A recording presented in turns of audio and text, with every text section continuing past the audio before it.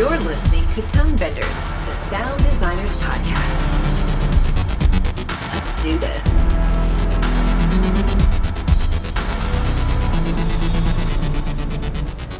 Hello and welcome to Tonebenders. My name is Tim Muirhead, and I feel like I should be spontaneously breaking into song during this intro, because today we're going to be talking about the tricky art of doing audio post-production for musicals filmed for the screen. Helping me navigate this roundtable talk is my co-host today, Teresa Morrow. Teresa, are you ready for this one? I'm ready. And yeah, I'm going to let people know that maybe we didn't think we were actually musicals types, but I think Tim and I both agree we realized that there's some very exciting complexity in the soundtracks we're going to talk about today. So yeah, I'm thrilled to have our guests with us. Yeah, we're living in this kind of amazing little renaissance right now with the new West Side Story, Tick, Tick, Boom, In the Heights, the series Schmigadoon, which I couldn't stop laughing. I really enjoyed that series. And then Julie and the Phantoms. We have guests that represent all of these and many, many more today, so let's introduce them. First up, we have Paul Siu. Paul was the supervising sound editor and re-recording mixer on the recent film Tick, Tick, Boom. In addition, he was also the mixer on two other music-based films this past year, with Respect and Summer of Soul. Welcome to the show, Paul. How are you doing today? I'm good, thanks. Excellent. Next up, we have Brian Bowles. Brian was the supervising dialogue editor on In the Heights, which I super enjoyed. I had a great time watching that. In addition to that film, Brian has also worked on many other musicals, including Beauty and the Beast, The Greatest Showman, Into the Woods. Damn, Brian, you've been doing a lot of these musicals. Welcome to the show. It's good to be here. Thank you. Now we also have Amber Funk with us, which is great because I don't think we've ever had a music editor on Tonebenders before. Amber was the music editor on the recent film A Week Away, which was a summer camp musical, as well as the series Julie and the Phantoms. It'll be great to have a music editor talk, especially for a talk about musicals. Welcome to the show, Amber. It's great to have you. Great to be here. And continuing in the musicals series genre, we have Cormac Funge, who is the supervising sound editor on the hilarious Schmigadoon. Welcome, Cormac. Hi, Tim. It's great to be here. Awesome. Okay, and finally we have our returning champion, Steve Bissinger, who is the lead SFX editor on the recent remake of West Side Story. Longtime listeners might remember Steve from his last appearance on our show back in 2017 in episode 58. Welcome back, Steve. It's good to talk to you again. Thanks. Great to be back. Awesome. So we've got all the intros out of the way. Let's talk about working on a musical. In a perfect world, every film, the dialogue, SFX, and music departments would be in steady communication, working as a common unit. But we know that's not always the case in reality, where deadlines are looming over everyone. But I imagine working on a musical, there's a much higher need for interdepartmental communication. Is that true, and how do you manage that? Paul, why don't we start with you? As a supervising sound editor, how do you make sure that the dialogue, music, and sound effects departments are all on the same page? Well, I mean, it starts with a lot of, as you alluded to, just a lot of conversations early on, a lot of back and forth. And for me, it's about the sound design and the integration happening in the Avid, in the picture edit, right? So everything feeds through them, and they make those. We don't really talk about that much, but they make the real decisions of like where the sound design beats are, where those rhythmic elements really happen, what the real strong points are going to be. And then of course from there we refine and we go back in and get into the details, but they're really the hub of like where those sound decisions get made, for sure. Brian, how about the difference between working on a standard project and a musical from a dialogue editing perspective? Surprisingly, they're not that different. It's all about cleaning up the production sound, keeping everything in sync. But with a musical, it's finding the right way to transition from the production track into whatever the music track is going to be, whether it's a needle drop style piece straight from the studio, or if it's going to be something that was recorded live and sung on set, finding the ways to shake hands with those two worlds. But, providing tone fill throughout the entire musical number so that the production dialogue doesn't seem to flip out and go away, and then filling it back up with all of the things that are missing, with the loop group and as much movement that you can put back in from set, and really trying to make it as organic as possible. Yeah, on Schmigadoon, we definitely had some interesting stuff with that because it was all the songs were sung live on the set. So our transition between the song and the music, when we finally get the music back, is seamless. It's one of those rare occurrences on musicals where people burst into song and you're like, wow, they're really bursting into song. But it did lead to a lot of interaction between us and the music department, cleaning up stuff, taking it from them. I mean, at times doing work on the stage for some of the songs while we were mixing other episodes to clean things up and make sure that if we had used alternate takes or even in some cases little snippets of the pre-record for clarity, to match those back in, to go back to the music department so that they could mix them before sending it back to us at the stage to mix again. There's an awful lot of mixing. Musicals seem to make a lot of mixing. It's very true. Cormac, do you have a sense of how much of the pre-recorded track ended up in the show versus what was recorded on the stage? We're talking words. I think there might be one song, but otherwise, pretty much every song is live and recorded. I mean, it was all Broadway musical people, so they're used to coming out and doing the song 8 times a week. So, they come out and they warm up and they do the song. It's amazing. Yeah. Yeah, it must be incredible to witness. And Amber, how do you find the difference between working on a musical versus a more straightforward production in terms of the music edit? It's actually a lot more work. A lot of mine have been primarily in TV, so it's sort of a different beast. I think than the features where a music editor is usually on right away in, talks for pre-production. They're usually around for production. On stuff that ends up like on Disney Channel or on TV, you generally don't get to start that early. And you come in kind of late in post, which makes your job a lot more difficult, I think, in a lot of ways, because the lip sync has to match. You have to work on the pre-records. A lot of times you're working with song producers who have not done stuff for movies or television. The types of splits you have to get from them are very different than what they're used to making for albums. So you have to have a language for music in the album world that then you can help them translate that into what you need for TV, which is very different. And sometimes you're lucky and you get to talk to them beforehand in the recording process, which helps because nowadays a lot of them go directly into autotune, and that autotune gets printed right to the vocal track. And that can be problematic when you have to have a dry track to put it up the center channel to make it seem like it's coming out of their mouths.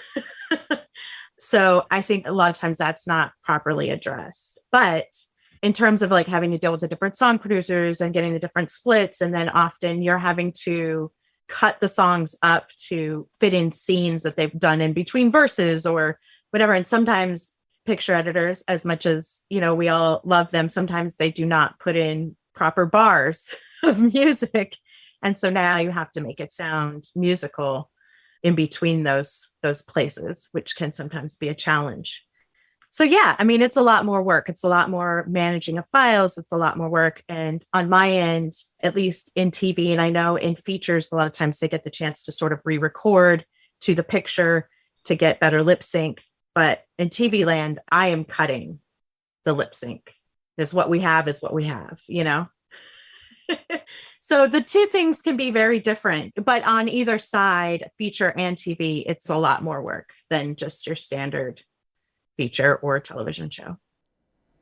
You're talking about how important the way in which those pre-produced tracks show up or are recorded or are laid out, how important that is. Do any of you attend, or have any of you attended those music and vocal sessions? And if so, what kinds of things can be done at that stage that are going to help the soundtrack mesh later on with all the other sound elements? Does anybody have any experience with that? I've been on a show recently. They've actually done something very interesting that I think has helped a lot with transferring from dialogue to the songs, which is they are actually recording vocals with like a shotgun mic in a very similar space to where they're filming. And it's giving it a very similar sound and making it a lot easier to transition.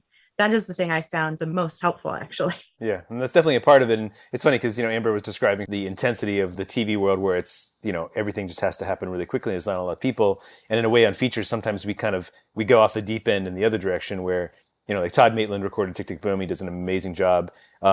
And he did West Side Story too. So between us, there's a lot of really nerdy mic choices happening, and people like me going to the studio to bring the lav that I know is the same lav that was used on a certain scene or a certain day, and just as much of that as we can do to like bring the odds in our favor, so that if it's going to sound the same, the best chances are, like Amber was saying, in the same space, maybe the same mic, as much as you can bring the odds in your favor. Yeah, my understanding is on West Side Story, I wasn't there, but when they did the pre-record, and actually they re-recorded all the music after the pre-record, but they had a whole lot of mics on the singers, including trying to get the same one from the set.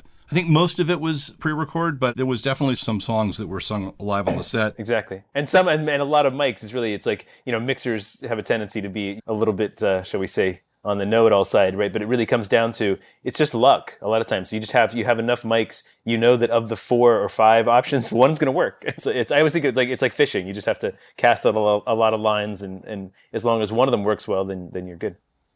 Yeah. We would often do ADR sessions and put up studio mics instead of the ADR mics, and get people to give us the transition from the lines in sync on screen into the singing with the music people in our ADR sessions, instead of doing it as a vocal session. So we would be doing both sides of it. Then that material would go into the music world as a bit of ADR to try and cheat the handoff, so that it wasn't as needle droppy when the music would start. So that's definitely something we've done a lot.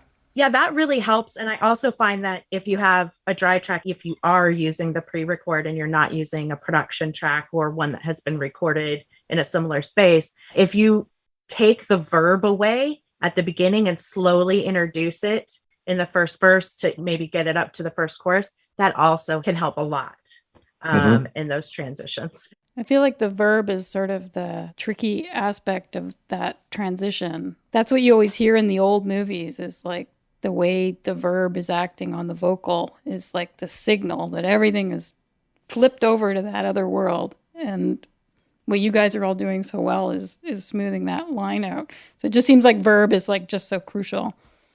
Oh, for sure. And technology's come a long way. The convolution reverbs and that kind of stuff, we have just so many more tools to do that. But yeah, that's definitely, for a feature, it's just a process of experimentation, of trying to find that balance. Because, with verb, it's really about people not noticing it, like you're sort of alluding to. Like, it's there, but if you don't know it's there, then it's right. And so once you get to the place where nobody in the room, none of the producers, the director, none of the music editors say, what's that verb? Then you found the right one. And in terms of the multiple take and the re-record thing, like whoever the department heads are, or those of us who do these kind of podcasts and stuff, it's worth mentioning that certainly on a feature, it's a small army of people that are prepping stuff. There's, like on Tick Tick Boom, we had 3 music editors just dealing with vocals, and there's a lot of people, a lot of hands on deck who are like getting every track to be the best it can be, to bring it to the final end.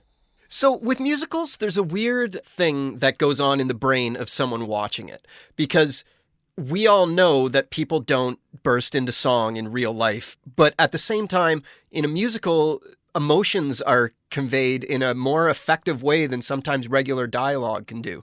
So it's both not realistic, and then emotionally it's kind of hyper-realistic.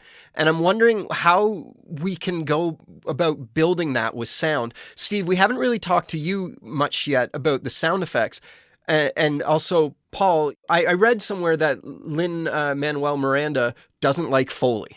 So maybe we can talk about how getting in and out of those songs beyond the vocal change, the change in tone all of a sudden, that maybe Foley, ambiances, and sound effects play a part in. Steve, did you want to talk about how you work on those scenes in West Side Story?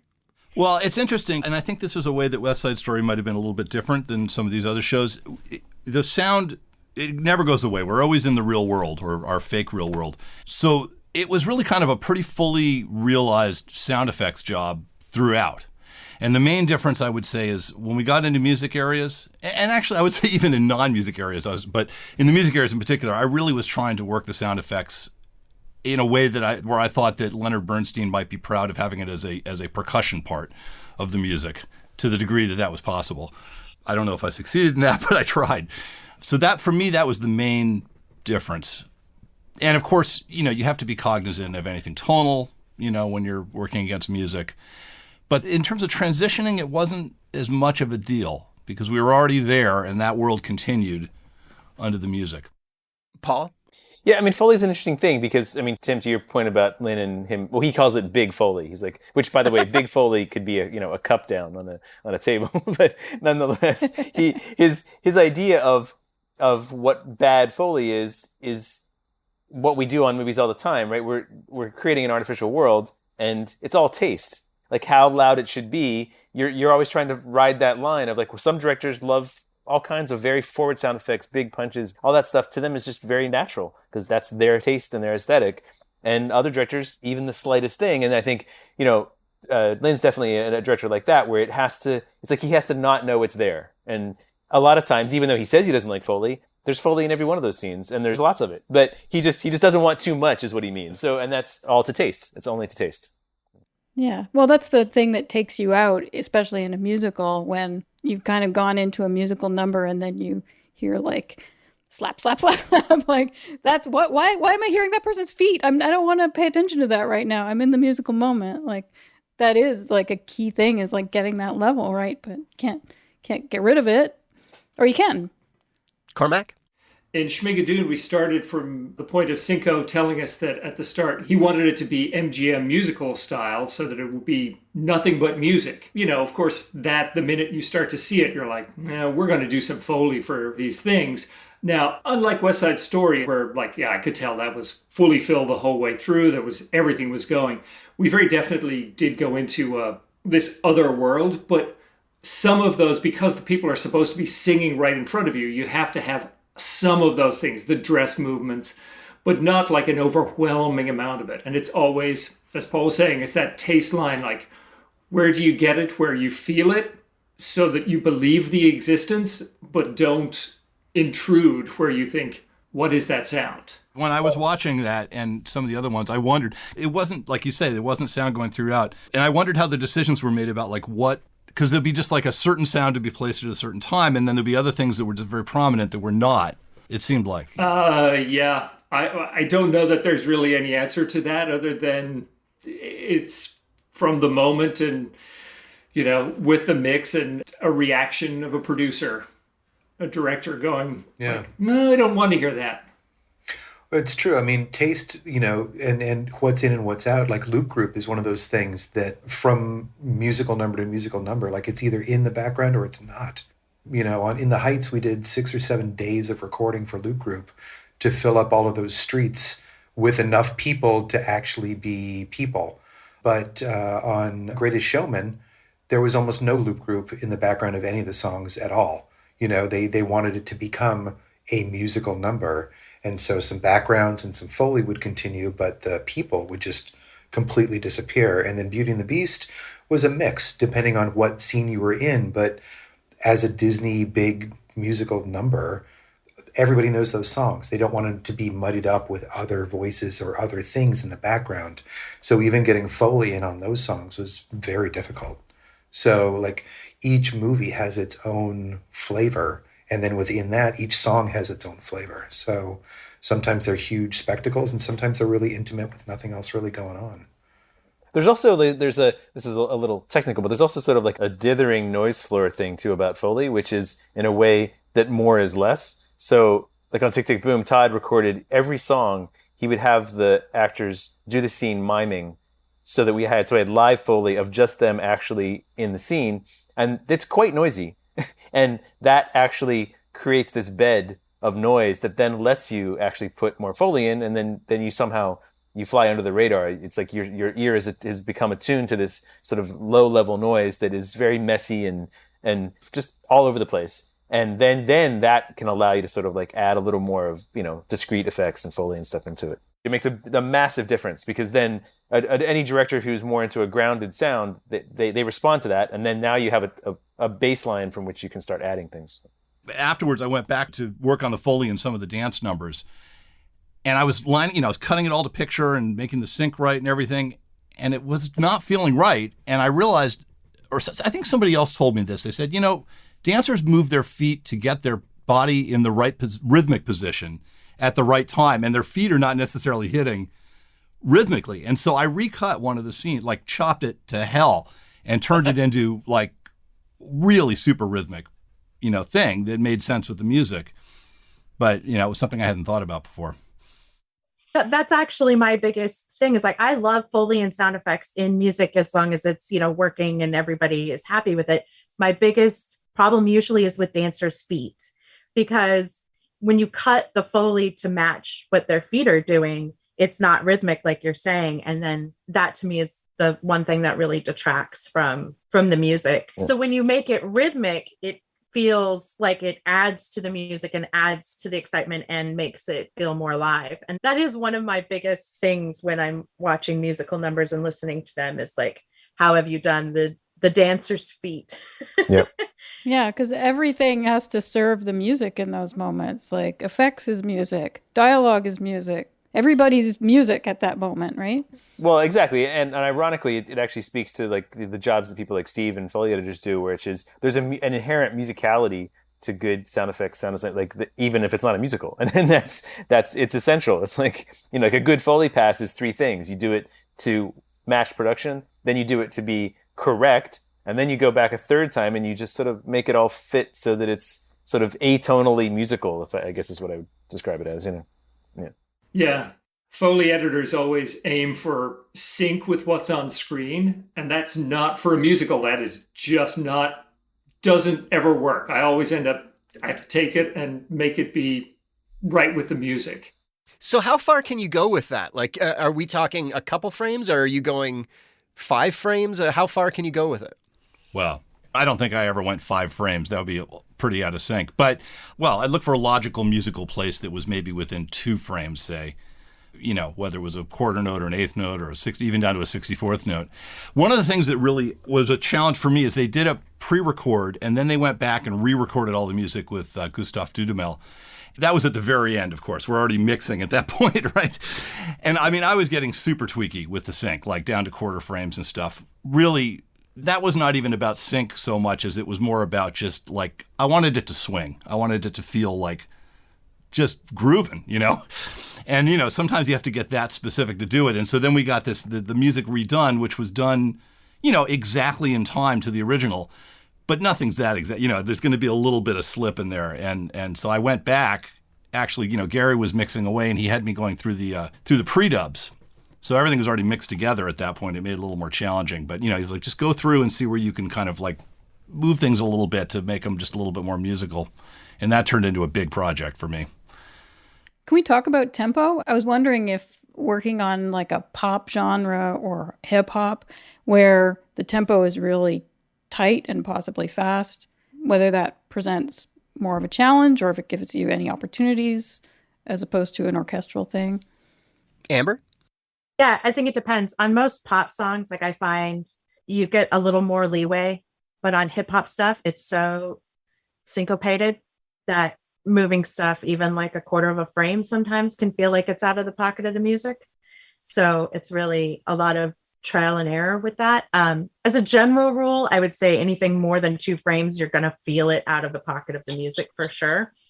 You can get away with a little bit more on like some ballad stuff, but hip hop can be really tricky. And if you're cutting lip sync and they're off more than like a frame, you're definitely going to hear it. What I was noticing in Tick, Tick, Boom in particular, I was like, oh, this must have been so hard because the tempo of the song is really locked you in. I was also noticing at the same time, like in other ways, maybe the hip hop genre or like the pop genres or the rock genres really were giving you opportunities to make clean breaks in ways that like a softer style of music wouldn't allow you to make clean breaks on a cut or something like that. Yeah, but there's also a lot of behind the scenes stuff that goes on too. So the music, like on Tick Tick Boom, the music editors are literally tempo mapping the entire time. So they tempo map along with the picture editor. So that way it's harder to fall off the rails because like every day they update the tempo maps. They work in concert really to try to make sure that they can maintain tempo and adjust tempo as they need. And then the picture editor can make further adjustments from there, which is very different, of course, than like cutting against like an existing track. Because you kind of have control over how fast the song is, because then the orchestrator will go in and then follow suit. So in that way, the picture editor can take the upper hand and and make a cut knowing that the tempo will be adjusted. And I will say that orchestral stuff obviously is going to be a little bit harder because they'll have more tempo changes and, different time signatures that might happen. And so that might be a little harder than, like you said, like a hip hop, if to make a clean break and come in at a different spot or whatever, if you're wanting to pause for a second or whatever the thing might be that you're doing creatively. And we do not necessarily get the luxury of tempo mapping. So a lot of that, you're just trying to figure out how to get there. Like I said, it's backwards. You're working backwards. So that makes it a little bit more challenging, I think. But hip hop and pop are definitely make it easier because you've got your chorus, you've got your verse, the music is the same. With stuff that's like orchestral or Broadway or jazz, that's not necessarily going to be the case. And it's going to make it harder to make those adjustments. So let's talk about the idea. A lot of the projects we're talking about today were originally musical plays, like theater, live theater. And what we're trying to do with the sound is to make a film. It is musical, but it's a film or a TV show in Schmigadoon and Julie and the Fandom's case and such. What I'm wondering is how you go about taking it off the stage and putting it into the play. For instance, Schmigadoon kind of leans into the stereotypes of the musical genre, where West Side Story, particularly The Brawl, was leaning away from the stereotypes of musicals. How do you tackle that, making it feel less like a play and more like a film or TV series? Cormac, do you want to take that first? I don't know that I'm the best one to talk about that because the point of it was to lean into it. It was all shot on stage, so it has everything about it is kind of very artificial and deliberately so. I mean, there's the great work that you guys did in West Side Story and in Tick, Tick, Boom, like that complete naturalistic soundscape just doesn't exist. We spent an awful lot of time just dealing with like, well, what birds are we going to put in here? We have birds and insects and a little bit of group for people out there. But like there's no dog barking, there's no cars going, there's none of the mess of the world that exists. So I didn't really have to deal with a lot of that. But there is the mess of, it was all shot, I don't know this, I'm assuming it was all shot in interiors, but lots of it is in a kind of made up exterior. So I'm assuming you had the opposite of what we were talking about with verbs earlier, of removing verbs. Yeah, they did a really good job in shooting it, that there wasn't so much of that we had to worry about. And again, the artificiality of it lends itself to not worrying. That, you're in this MGM world, which was all on sets. So if there is some of that, it's not as big of a deal. Steve? Yeah, well, I mean, this is an interesting topic, actually, for West Side Story. My understanding is that Stephen Sondheim was not happy with the 1961 version because it was so sort of, it felt like they filmed a theatrical production, basically, which they sort of did. And it's brilliant in its own way. And I know Steven Spielberg really wanted this to just, both of them wanted this to be much more visceral. I mean, when the rumble happens, they wanted to feel the danger and they wanted to, so we went full on. And I mean, I'm not sure, I think they're playing very low, but I mean, I did all sorts of creepy tones, sound design stuff that I think made it in some places and not in others. And like I said, it's a fully realized feature film score. I mean, you could strip away the music and it would sound completely filled and hopefully great, I hope. Yeah, and I think, sort of what Steve's alluding to is it's almost like, it's a question of do you put the musical in the film or the film in the musical, right? So it's if it's a film, just a film that we would mix that is any standard genre other than musical, that has, from a mixing standpoint, there are certain bass lines, certain ways that you want the dialogue to feel, the sound effects to feel. And so for me, it's about using that as the establishing point, and then the music is going to be, produced within an inch of its life and amazing and sound great. So then how do you insert that into the process of making it a film? And as long as you can find that balance where the music comes out of the film rather than the other way around, then I think you've achieved that goal of making it be naturalistic. Yeah, I think here they really wanted it to feel like you were in New York, you were with these people when they started singing, they were there in those locations, it wasn't pre-record at all. I mean, I felt so lucky because obviously Bernstein's music is just brilliant, and there's places like the beginning of the Rumble, the music is really sparse. So there's a lot of room for interplay. You get a little fragment of music and you get a little bit of sound effects, and it was really fun to play around with that. Here's a thing that happened for us on going into the mix in the transition from music into film or television. The music mixers being used to usually working in prepping stuff for songs, they work everything in stereo. So when they re-record all the chorus, we get all the chorus tracks coming to us just in left-right stereo in a show where the concept is that you have to really feel that people are singing right in front of you. So we did I spent a lot of time with Joe Barnett, the mixer, like figuring out which points to fold everything back in so that we got that feeling of the immediacy, which the stereo was not giving us. Yeah, well, that's funny you bring that up, because we could do a whole segment on that just with mixers about the theoretical idea of center versus left right and how you deal with that. I did the same thing on Respect. Like, my idea of is it's very, very straightforward, which is if they're singing on screen, it should be in the center, and then the band can be all around them. They could be full Atmos surround, all kinds of stuff, because those instruments, we psychologically, I think we react more to like those filling the space. But the cinematic component of hearing a voice, like you said, in front of us, it's got to be mostly in the center, and that's a particular view on it, but that's one way to go. So, Brian, when you get a track of dialogue and you've got a lot of these films that we've talked about, there's the pre-recorded version of the song. Sometimes there's the version of the song recorded live. Then also people I've read get the actors after they finish shooting to go, around the corner and record it again. So not live, but not in sync necessarily. Hopefully works out in sync. And then you have possible ADR lines as well. How are you just managing all that material?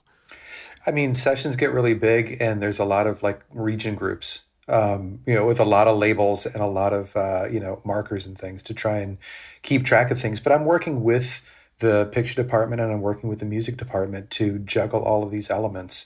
Sometimes it goes real smoothly, and sometimes there's a lot of back and forth with, multiple passes being done of each song. And, you're flipping one in and you're replacing the other, and then you have to go back and do a sync pass. And, it's a lot of juggling back and forth. But when it's moving well, you actually tend to have double coverage. And so it's much easier to know that, I've got it in case the music department doesn't. But they always do, because they're on top of their material as much as anybody else's. The biggest challenge comes on mix day, or leading into the mix or an Avid output, when they've just gotten a new version in from the composer, or somebody's just been in the studio and they've got all new vocals that they're flipping in or out, making sure that those new vocals work with what we've already been cutting and mixing and cleaning up and, getting ready for the next mix pass. So for me, I find that to be the biggest challenge. The music re-recording process is moving at a different pace than the rest of the show.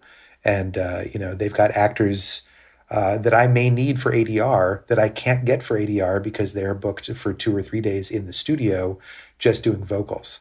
When we could have maybe coordinated a little bit better and give me a couple of hours just to pick up a few technical things and some, hand-holding things to get from production into the songs or back out.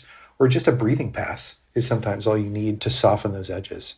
So like kind of optimizing when you have the actors in front of mics to serve both departments? Yeah, it's a real challenge because it's 2 completely different worlds for 2 different purposes. Because sometimes they're going in and doing recordings for the soundtrack, not anything to be used in the movie. They're doing the other version that's going to go out to the radio, as opposed to the version that we're going to have in as part of our soundtrack. So you've got the music producers on the show, the music supervisors on the show doing one version. Then there's the version that we need for the next pass. You've got 3 or 4 different groups trying to schedule time with one actor for the same show. And that becomes a real challenge for everybody. Yeah, and not being in front of the computer, it's a little hard to explain sometimes, but I think the part that Brian sort of gracefully glossed over is similar to what Steve was saying about the quarter frame moves.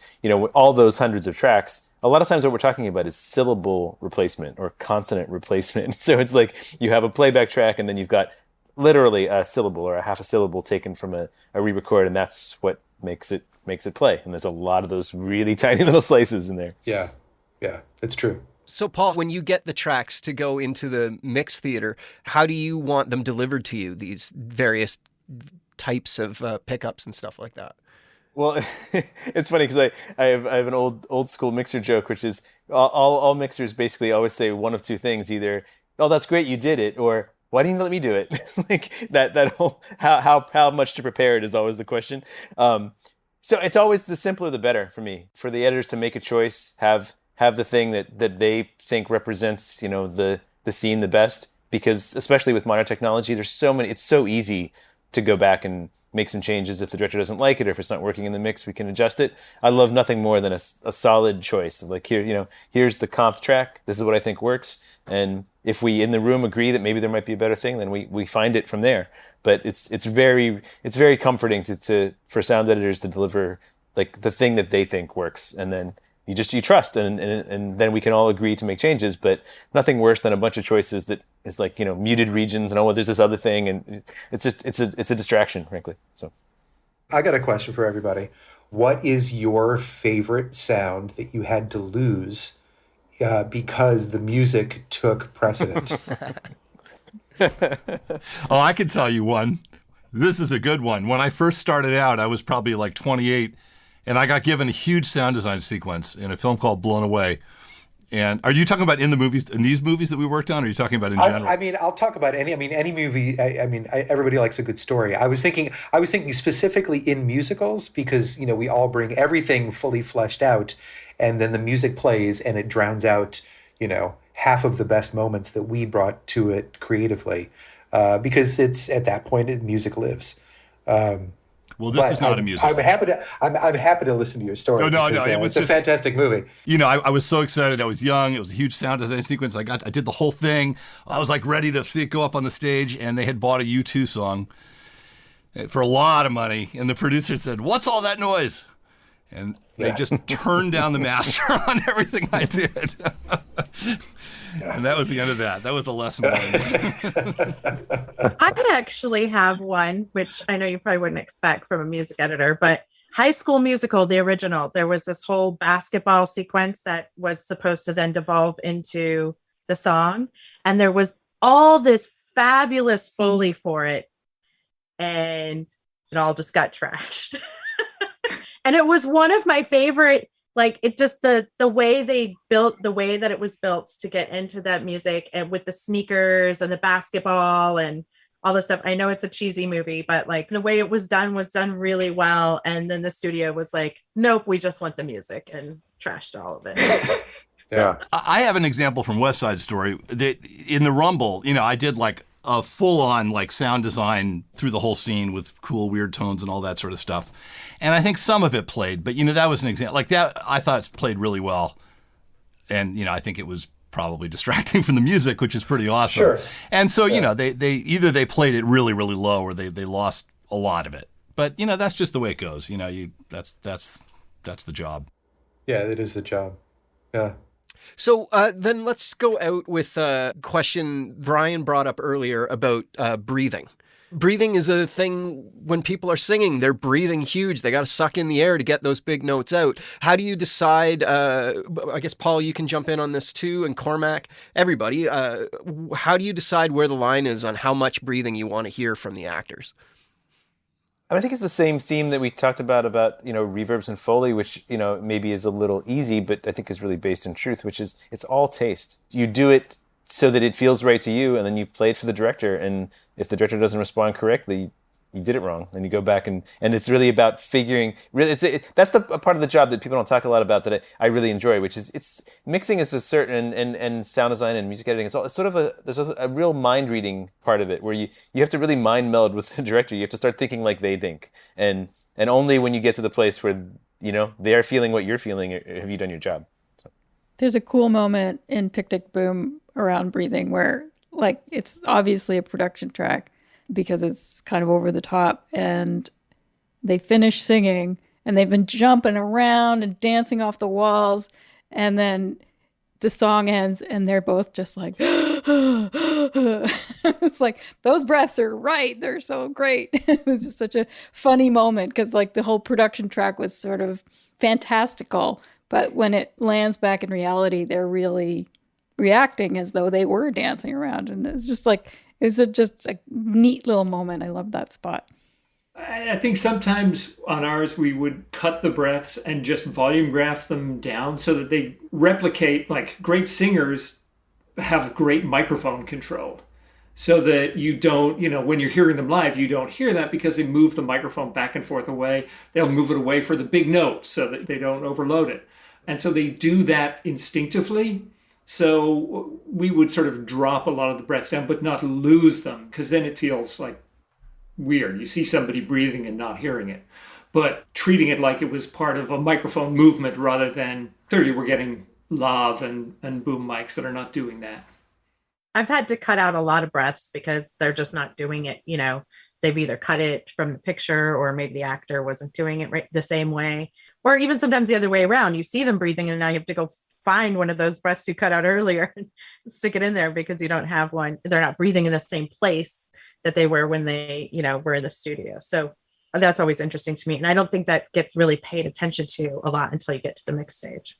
Well, thank you everybody for talking with us today. I think this was really fun. This is a topic that I don't think really gets talked about very much. When people think about musicals, they think about the recording studio to record the songs, not how you make it work within the context of a film.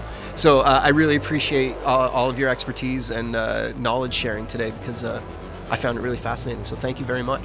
Yeah. Absolutely. This is a lot of fun. Happy to. Thanks a lot. Thank you. What an inspiring talk. As the years have passed, I've been growing more and more fond of the entire musical genre, and I really love digging into the audio post process with these wonderful guests. Stay tuned for another episode featuring Paul Sue from this talk. In about a month, you can hear us talking to him about one of his latest film projects. I have to say that this episode was an absolute beast to cut together and clean up. There were a bunch of technical problems with the recordings that needed a lot of attention and care, and we were lucky enough to have Paul Rowland slip on the superhero cape and tackle this episode so successfully that most of you wouldn't even be able to tell what those problems and difficulties were. Thanks so much, Paul. You worked some real miracles on this one. Paul Rowland is a re-recording mixer and sound designer based in Galway in the west of Ireland. You can find him on Twitter @AudioPost or at his website, audiopost.ie.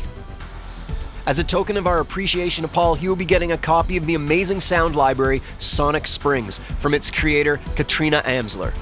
This collection of springs being hit, bounced, bowed, and just frankly mistreated is a must-have. You can find a link on this episode's page on tonebenderspodcast.com where you can go and check out this library for yourself. We have a lineup of amazing guests coming up in the next while, so please make an effort to listen in because there are some great talks coming down the pipeline. Feel free to help us spread the word via your social media channels or even by telling your colleagues at work. We really appreciate you helping people find our show. My name is Tim Muirhead, and on behalf of Teresa Morrow, thanks for listening to the Tonebenders Sound Design Podcast. Tonebenders is produced by Timothy Muirhead, Renee Coronado, and Teresa Morrow. Theme music is by Mark Strait. Send your emails to info@tonebenderspodcast.com. Follow us on Twitter via @thetonebenders and join Tonebenders Podcast on Facebook. Support this podcast. You can use our links when you shop with Amazon or B&H, or leave us a tip. Just go to tonebenderspodcast.com and click the support button. Thanks for listening. Are you looking for more audio-related podcasts to listen to? Tonebenders is part of the Audio Podcast Alliance, featuring a hand-picked selection of the very best podcasts about sound. Be sure to hear the latest episodes from our friends in the community at audiopodcast.org.